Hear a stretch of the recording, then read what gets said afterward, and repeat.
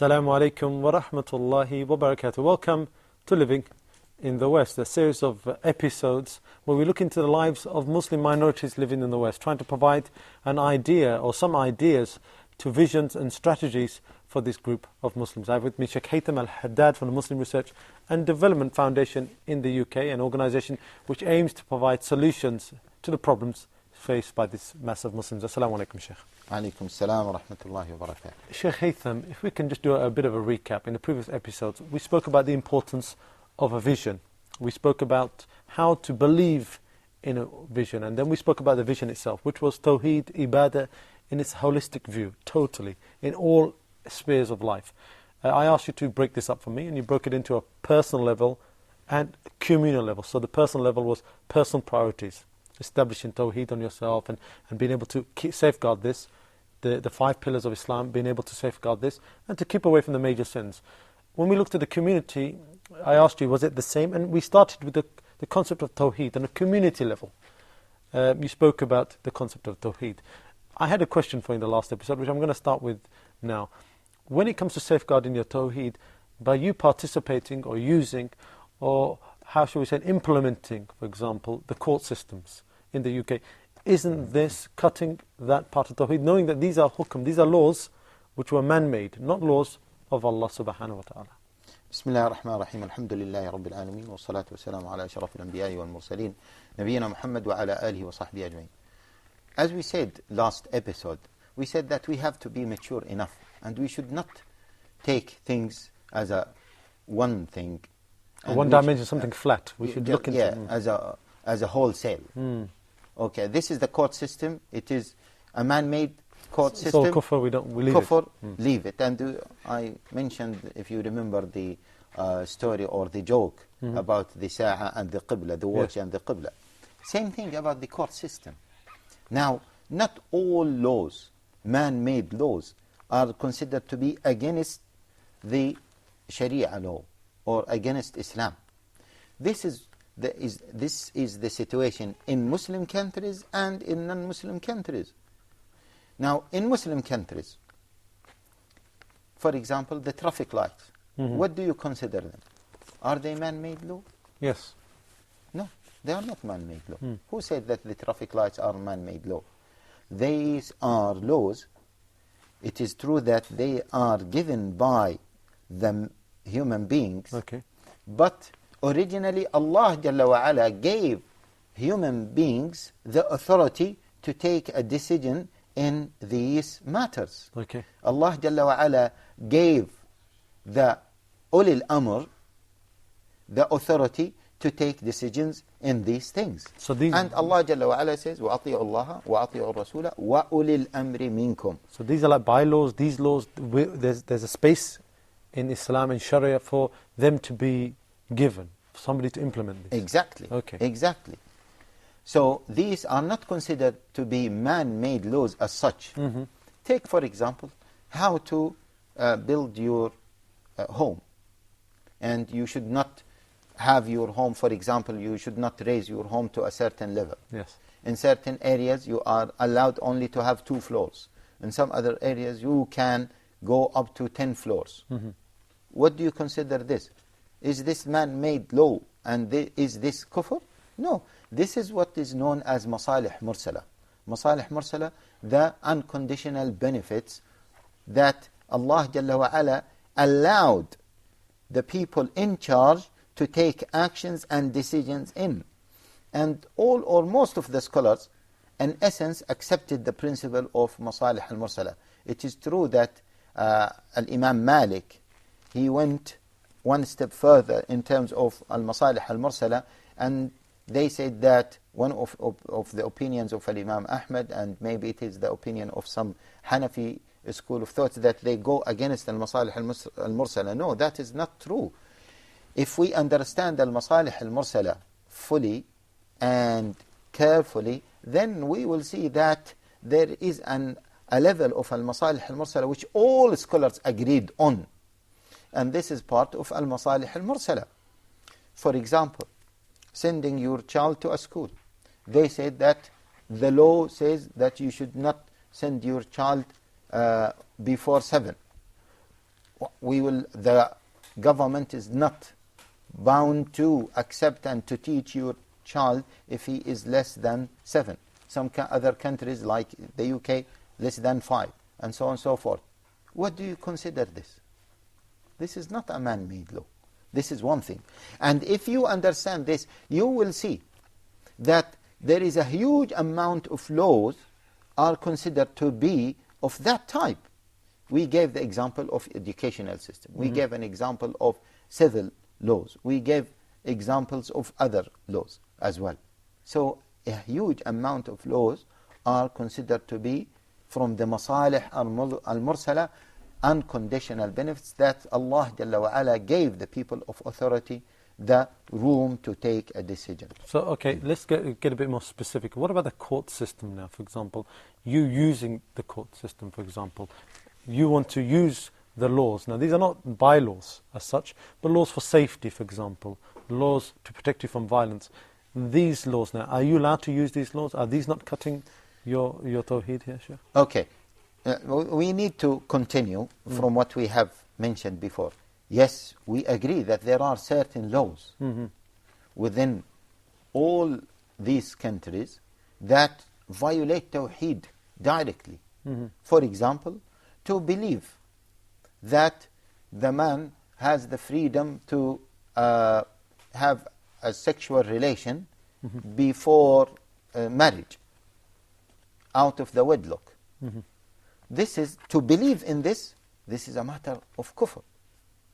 Now, there is a difference between believing in it and practicing in it. Now, most of the Western governments, as far as I know, they don't force you to believe in this.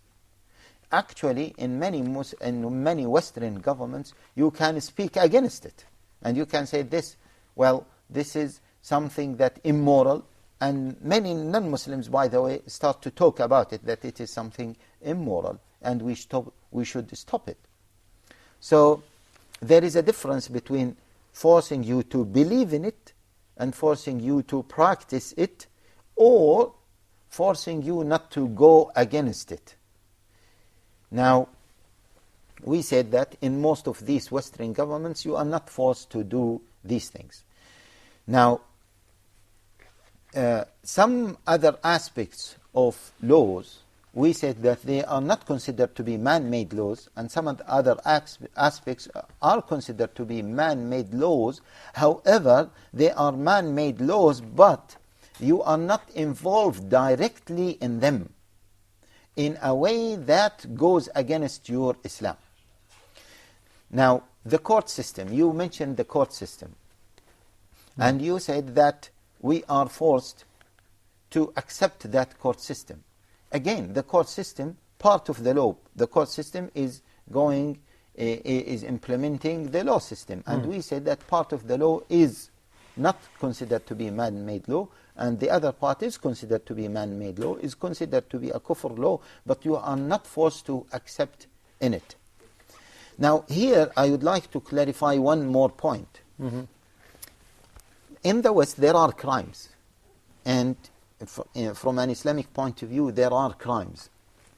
Now, those crimes, from a Western point of view, are considered to be crimes, but the punishment is not exactly the same punishment that we have as Muslims. For example, stealing is forbidden, but from an Islamic point of view, وَالسَّارِقُ وَالسَّارِقَ فَاقْطَعُوا أَيْدِيَهُمَا. The one who steals, cut his hand. This is from an Islamic point of view. Of course, there are certain conditions. Now, from a Western point of view, stealing is illegal, and is considered to be a crime, but the punishment is not the same. This is very important to understand. Now, understanding this also minimizes the amount of laws that consider to be violating Tawheed directly. I hope that this is clear, and I hope that all the audience are aware of this, because I know that so many people, especially Shabab, always discuss this issue and always argue about this issue. This is the court. Are we allowed to go to the court? The court is a kufr system. We are not allowed to go to that court. How much percentage of that is actually going against Tawheed? This is the point. How much percent? And what is it? Are you really involved in it or not? Are you forced to accept it in a way that means, are you forced to believe in it? Are you forced to practice it or not? This is the issue. Apart from that, there is a room for you to maneuver, and there is a room for you to even to go against it and to reject it. Okay, Sheikh, this is an excellent point to stop on. We'll return to this after the break. We're going to take a short break, inshallah. We'll return in a couple of minutes. Assalamu alaikum wa rahmatullahi wa barakatuh.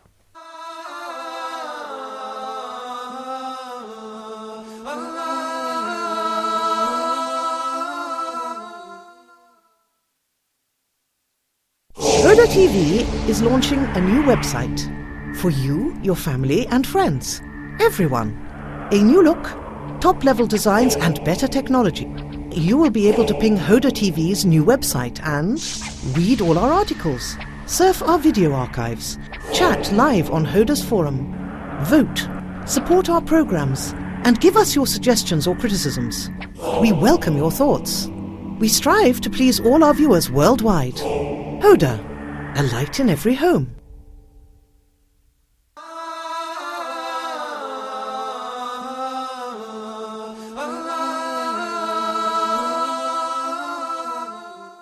Assalamu alaikum wa rahmatullahi wa barakatuh. Welcome back to Living in the West. Now, just before the break, you spoke about a concept, a way of looking at things which is even new for myself.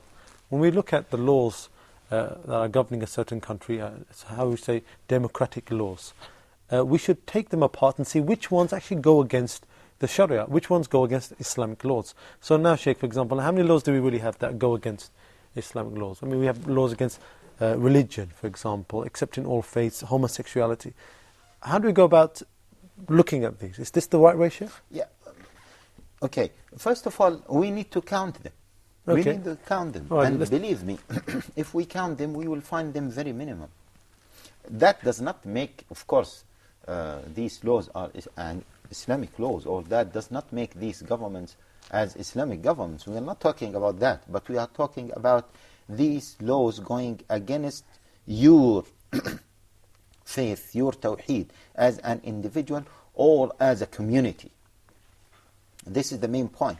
And of course, we all admit that if these laws go against tawheed and you have to practice them, then we have to take the matter seriously and we have to have another discussion about it.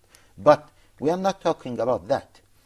We want to have a clear look at these laws and what kind of law go against Islam, go against Tawheed, and what kind of law can be acceptable. Now, we mentioned the issue of crimes, and we mentioned the issue of punishment for these crimes. I agree that, for example, stealing, the example that we gave, stealing, they are considering it as a crime, and we are considering it as a crime. However, the punishment is different. Yes. Now, if they force you to have that punishment, I mean to implement that punishment, and you are a lawmaker or a lawmaker or someone who implement an executor of that law, then we need to look at that particular job. Okay. I'm not saying that it is allowed. I'm not saying that it is not allowed. No, This needs a deep fiqhi discussion. But before being in that position means that, okay, this is a crime, and we all agree that it is a crime. I'm not the one who is going to implement that punishment on that person, or I'm not the one who is going to give that law for that crime. This is something very important. And take, for example, the issue of jury system. Okay. Many people do ask about jury and whether it is allowed for them to go. Because the jury system is one where if you're asked to go, you have to go. There's no such thing as, so this is very practical, you have to go, Exactly, you have to this attend. is a very practical example, and it even explains the matter more. The jury system. For example, you are invited to the jury in order to decide what punishment or whether this person will be convicted or not. And this person, let us say that he stole something. Now, first of all, if you go, either you will say that this person is guilty or this person is not guilty. This is the first thing. Then the second thing, what kind of punishment you would suggest. Once you go and you say that this person is guilty and you knew that he is guilty, does that violate Islam? Because this person committed a crime. Does that violate Islam? No, it doesn't violate Islam. Actually, it goes with Islam because this person is guilty, and we have, first of all, we have to admit that this person is guilty. But finding that person guilty? The actual process of finding him guilty? No, see, this is as a jury, you are not commanded or you are not requested to find whether this person is guilty or not. But they will present for you as a member of this jury, they will present the evidences. And whether you are convinced according to these evidences that this person is guilty or not, you can give your own opinion. So that does not go against Islam. Now, the issue of having the punishment for this person, yes, with certain conditions, you know, the one who steals, he should have his hand cut. وَالسَّارِقُ وَالسَّارِقَ فَاقْطَعُوا أَيْدِيَهُمَا. And there is no doubt about it. But this is, of course, not acceptable within the Western legal system. So someone might say, well, if I go and participate that and I said, well, he should be jailed for 10 years. I'm going against Islam because I didn't say that he should be, his hand should be cut. Yes, you are going against Islam from one aspect, but you are not going against Islam from the other aspect. From the other aspect, you are admitting that this person is guilty and he needs to be punished. So this balances it up, Sheikh? Is that what you're saying? No, I'm not saying that this balances it up, but we have to be clear with this. It is true that the Islamic punishment is cutting his hand, but Islamic punishment means that he is to be punished. So this part, there is sort of matching between the Western legal system in this aspect and the Islamic system in this aspect.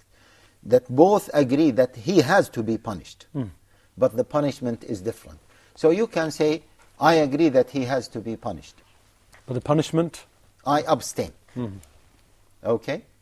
And to go there and to abstain from saying your opinion, this is something acceptable. They will not force you to say something.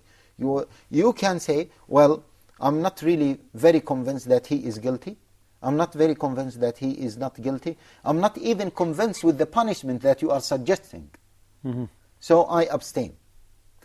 Take, for example, if the matter involves injustice. For example, you know that if a person commits a murder, and he might be punished in a way that is considered to be very harsh. If he is defending himself, and you are convinced that he was defending himself, then from an Islamic point of view, he might be excused. He might be. I'm not saying that he is excused. He might be excused. Now, from a Western point of view, they might not consider that an excuse, and they might punish him. And once they punish him in a very harsh way. And by the way, many Western punishments are much more harsher than the Islamic punishments.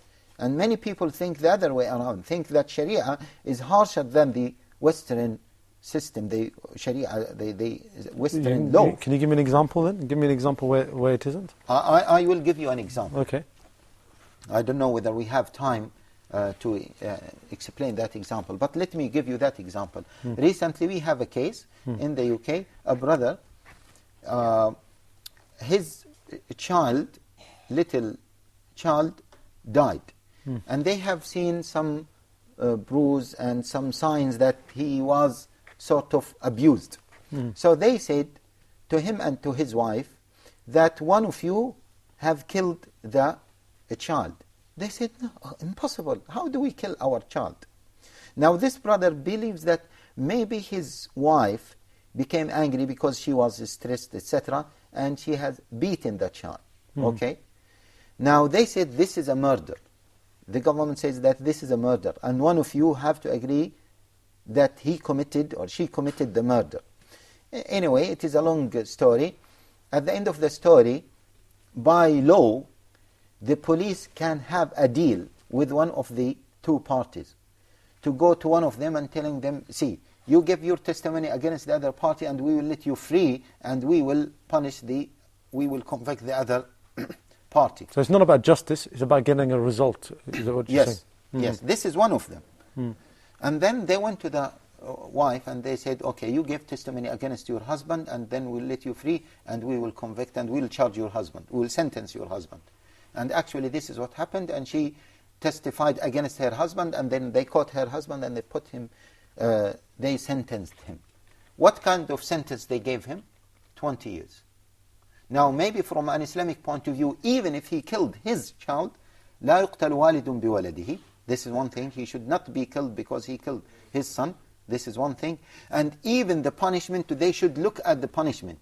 Maybe he was, for example, disciplining his child. Maybe he was teaching his child. Of course, some parents, they might get very violent, and this is, of course, wrong. We don't accept this at all. And they have beaten the child. And then the child happened that he has died. Of course, from an Islamic point of view, it's considered to be a crime, but the punishment, they will never punish him to put him in jail for 20 years. What kind of punishment? This is a very harsh punishment against such person. So, in many cases, the Western punishment, unfortunately, is much more harsher than the Islamic punishment. So, what I am saying here is that if you were involved in that jury and you believe that there is an injustice here, so speak against it. They are not forcing you to accept unjust ruling. No, you can say clearly in the jury, well, I don't believe in this. I believe that this is injustice and this has to be stopped. This is part of كنتم خير أمة أخرجت للناس تأمرون بالمعروف وتنهون عن المنكر. This is part of forbidding the evil, minimizing the evil, stopping the evil. Even in many Muslim countries, we have many injustice going on. And our role is to minimize that injustice. Keeping away from that injustice doesn't mean that the problem is solved. But speaking against this injustice that is going on, although you are speaking against it, you will not be seen as someone who is involved in this injustice, but you are seen as someone who is speaking against this injustice, and this is an Islamic aim. So, in a nutshell, to summarize this issue, not all aspects involved in the court system is considered to be against our Tawheed and violating our Tawheed. Yes, there might be certain aspects that considered to be violating our Tawheed, and we should be careful of those aspects. As I said, some of those aspects is that you put the law, or you participate in implementing, direct implementation of that law.